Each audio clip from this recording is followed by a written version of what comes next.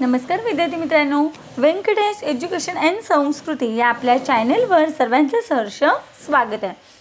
आजच्या व्हिडिओमध्ये आपण सर्व शालेय स्पर्धा परीक्षांसाठी उपयुक्त असा गणित या विषयातील कालमापन व घड्याळ हा घटक आणि त्यावरील काही उदाहरणं सोडवून घेणार आहोत। व्हिडिओ सर्वांनी शेवटपर्यंत बघा। कालमापनमध्ये काही महत्त्वाच्या गोष्टी आहेत, आपल्या सगळ्यांना बेसिक माहिती आहे।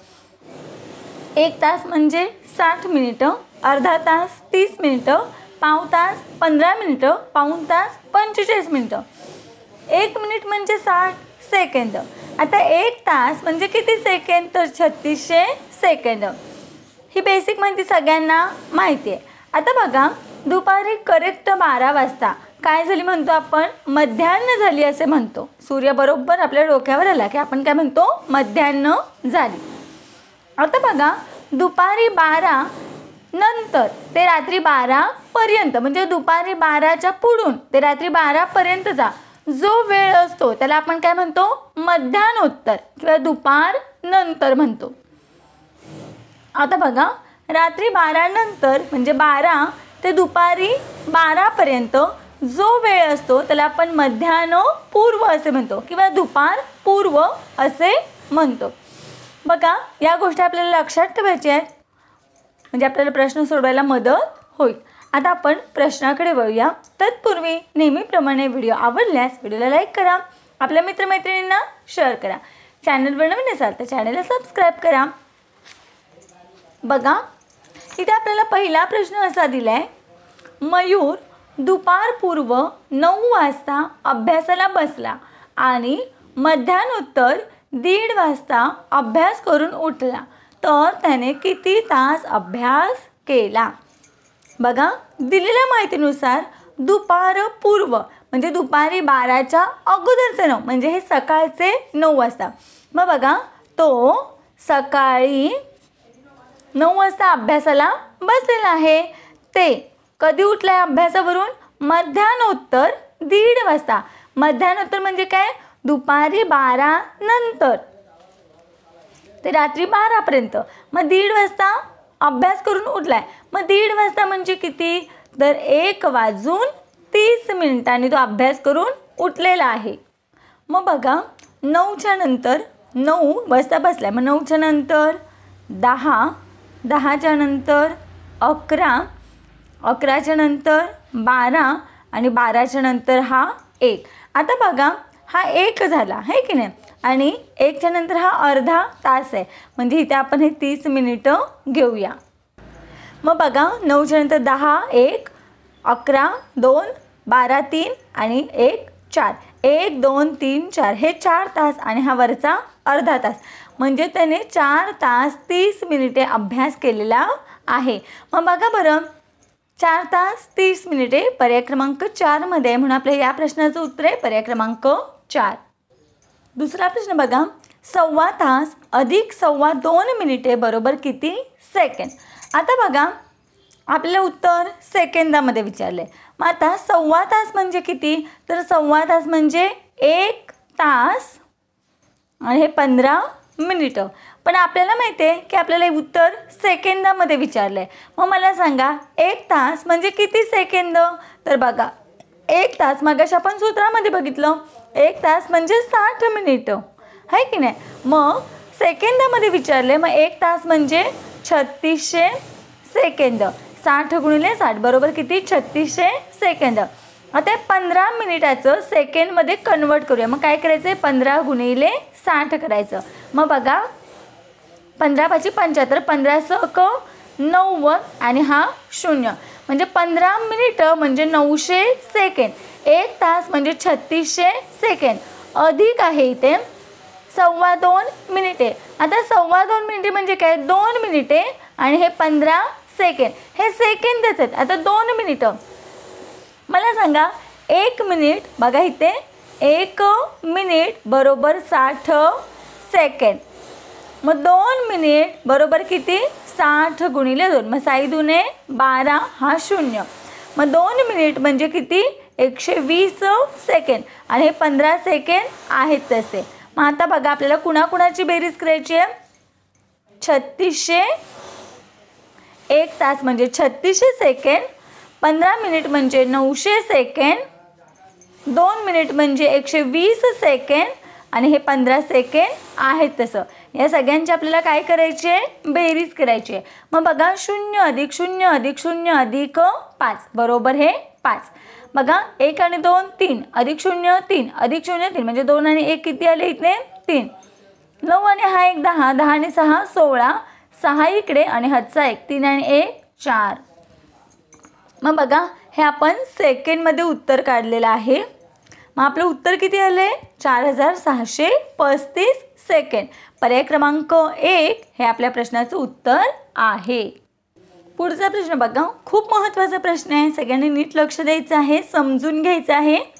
संस्कृती 5 सेकंदात 1 मणी ओवते, तर प्रत्येकी 15 मण्यांच्या 25 माळा करण्यास तिला किती वेळ लागेल. प्रश्नात जशी माहिती दिली तशी आपण लिहून घेऊया. बघा संस्कृतीला 1 मणी ओवण्यासाठी किती सेकंड लागले 5 सेकंड लागले. ठीक आहे, एवढी इथपर्यंत माहिती आहे. 1 मणीला 5 सेकंद, तर प्रत्येकी 15 मण्यांच्या 25 माळा, प्रत्येकी 15 मण्यांच्या म्हणजे जी 1 माळ आहे त्याच्यामध्ये एकूण किती मणी आहेत 15. किती मणी आहेत एका माळेमध्ये 15. अशा 25 माळा करायच्या आहेत. मग आपण आधी एका माळेचं काढूया. मग बघा एका मणीसाठी जर 5 सेकंद तर 15 मण्यांसाठी, कारण एका माळेमध्ये किती आहेत 15 मणी आहेत, मग 15 मण्यांसाठी किती वेळ लागेल असं विचारले. मग बघा एकाचं म्हणजे कमीचं दिले आणि जास्तीचं काढायचं आहे. मग अशा वेळी आपण या दोघांचा काय करतो गुणाकार करतो. मग 15 5 75 सेकंड, 15 5 75 सेकंड. आता थोडा वेळ हे सेकंडमध्येच राहू दे. आता हे झालं एका माळेचं, म्हणजे 1 माळ करण्यासाठी 75 सेकंड लागतात. अशा किती माळा आहेत 25 माळा आहेत. म्हणजे काय करायचं आहे 75 गुणिले 25. मग बघा 5 5 25 हातच्याला 2 5 7 35 36 37. याचं काम झालं. इथे 0 देऊया. 2 पंचे 10 हातचाला 1 2 7 14 14 आणि 1 हातचा 15. यांची बेरीज करूया. 5 अधिक 0 5 7 अधिक 0 7 3 आणि 5 8 आणि हा 1 मग आपलं उत्तर किती आले 1875. पण जर 1875 हे काय आहे हे सेकंड आहे, मग हे पण काय आहे सेकंड. पण पर्याय आहे का तसा सेकंडवाला पर्याय का मिनिटामध्ये काढायचे आपल्याला. मग इथे लक्षात ठेवायचं सेकंडचं मिनिट करताना काय करायचं आहे भागायचं आहे. कारण बघा हे जास्त आहे आणि आपल्याला कमीमध्ये म्हणजे सेकंडपेक्षा मिनिटं कमी असतात. बघा ज्यावेळेस 60 सेकंद होतात त्यावेळेस 1 मिनिट होतो. मग हे जास्तचं कमीमध्ये काढायचं आहे. मग जास्तचं कमीमध्ये काढताना काय करायचं आहे भागाकार करायचं आहे. मग 1875 भागिले 60, कारण 60 सेकंदाचं मिनिटमध्ये करायचं आहे म्हणून मग याला काय केलं 60ने भागायचं. आता बघा बऱ्याच वेळा मुलं खूप कन्फ्यूज होतात इथे की 60ने कसं भागायचं. थोड्या वेळासाठी हा 0 असा करायचा. 6च्या पाड्यामध्ये 18 आहेत का तर आहेत. 6 6 7 2 12 7 3 18. मग इथे आपण काय करायचं आहे 6 3 18. मग 60 3 180 हा 0 आहे तो इथे लिहून घ्यायचा या पद्धतीनं. 7तून 0 गेले 7, 8तून 8 गेले 0, 1तून 1 गेले 0, वरून घेतले हे 5. आता 60च्या पाड्यामध्ये 75 नाही आहेत. बघा 60चा पाडा 6 1 6 6 2 12, मग इथे 0 फक्त वाढवतो 120 आहेत. 75 या दोघांच्या मधली संख्या आहे. मग इथे काय येणार आहे 60 1 60. वजाबाकी करूया. 5तून 0 गेले 5, 7तून 6 गेला 1. मग आपलं उत्तर किती आले बघा आपल्याला मिनिटामध्ये करायचं होतं. मग हे 31 मिनिटं आणि हे 15 सेकंड. मग असा पर्याय आहे का म्हणजे संस्कृतीला ती 25 माळा करण्यासाठी 31 मिनिटं आणि 15 सेकंड लागतात. मग बघा बरं 31 मिनिटं 15 सेकंड पर्याय क्रमांक 3 हे आपल्या प्रश्नाचं उत्तर आहे.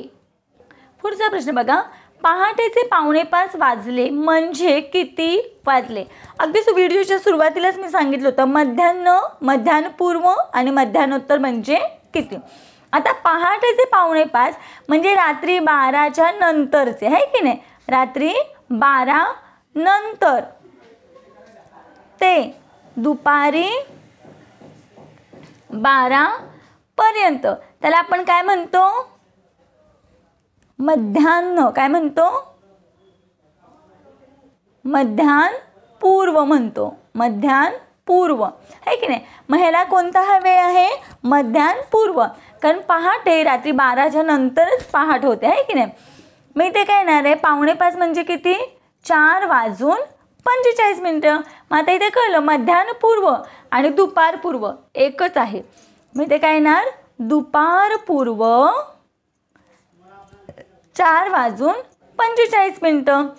मग बघा दुपार पूर्व 4:45 कुठे आहे? तर पर्याय क्रमांक 2 मध्ये. म्हणून आपल्या या प्रश्नाचं उत्तर आहे पर्याय क्रमांक 2. बघा या पद्धतीने आपण कालमापन, घड्याळ यावरील काही उदाहरणं आणि काही कन्सेप्ट शिकलो आहोत.